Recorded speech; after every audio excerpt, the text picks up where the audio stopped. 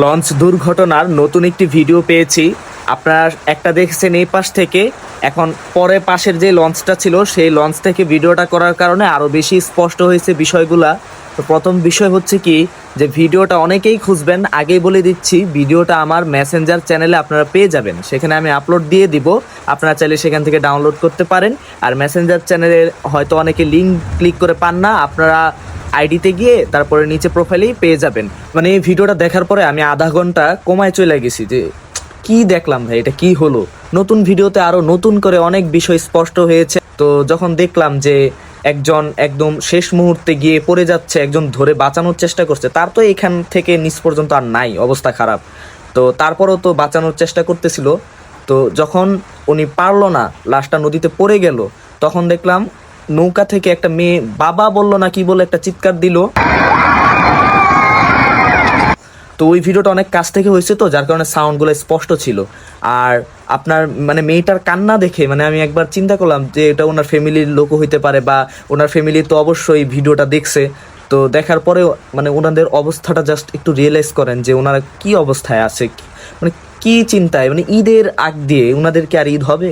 তো এই দুইজনের ফ্যামিলি নিয়ে একটু চিন্তা করেন, আল্লাহ যাতে ওনাদেরকে ধৈর্য ধারণ করার তৌফিক দান করুক। এবং এই ভিডিও থেকে আরও নতুন নতুন অনেক বিষয় স্পষ্ট হয়েছে, আপনারা দেখছেন।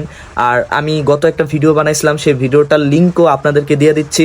সেই ভিডিওতে প্রাথমিকভাবে আমি ধারণা করে বলছি যে যে বিষয়গুলো বলা দরকার, এবং সেই বিষয়গুলো অনেক গুরুত্বপূর্ণ। যে আমি নিজের চোখে দেখছি ভাই, সদরঘাটে এরকম লঞ্চ ছেড়ে দিলে কি হয়, একদল লোক থাকে, ওনারা এরকম নৌকা ভাড়া করে, ধরেন আমরা 4-5 জন যাত্রী, ভাই আপনিও তো ওইখানে ওই লঞ্চে উঠতেন, আসেন আমরা নৌকা দিয়ে ওইখানে চলতি লঞ্চে উঠে যাই। আবার অনেক সময় নৌকাওয়ালারাও এদেরকে টার্গেট করে এখানে বসে থাকে। তো পরে এই যে এরকম করে উঠে অনেকভাবে অনেক সময় দুর্ঘটনা হয়। তো আপনারা দেখেন, মনে হয় মাঝে মধ্যে শর্ট ভিডিও সামনে আসে যে লঞ্চে উঠতে গিয়ে পড়ে যাচ্ছে নদীতে। তো এই ঘটনাটাই এখন ঘটতেছিল, এর মাঝে কি হয়েছে, আবার নতুন করে পিছন থেকে আরেকটা লঞ্চ এসে ধাক্কা মারছে। তো এই বিষয়টা আর কি মানে বলতেছি যে প্রথমে তো ওনাদের দোষ, ওনারা লঞ্চ ছেড়ে দিছে ভাই, পরের দিন যাই বা পরে কয়েক ঘন্টা পরে লঞ্চ থাকলে যাই, সেটা না করে আপনার এই যে নৌকা নিয়ে প্রথমে ওনারা উঠার চেষ্টা করলো, এটা একটা দোষ।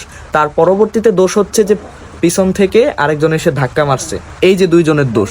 তো এরকম এটার পিছনে অনেকজন জড়িত আছে, মানে আমি কাউকে বলবো না যে কেউ একা এটার দোষারোপ, মানে এটার পিছনে আরও দেখবেন অনেক কিছু বের হবে।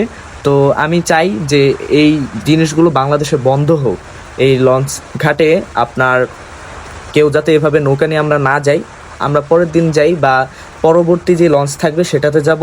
এবং আমাদের এটাও প্রশ্ন এবং এটাও চাওয়া যে লঞ্চ ঘাটে এই নজরদারিগুলো আরও বৃদ্ধি করা দরকার, প্রশাসনের আরও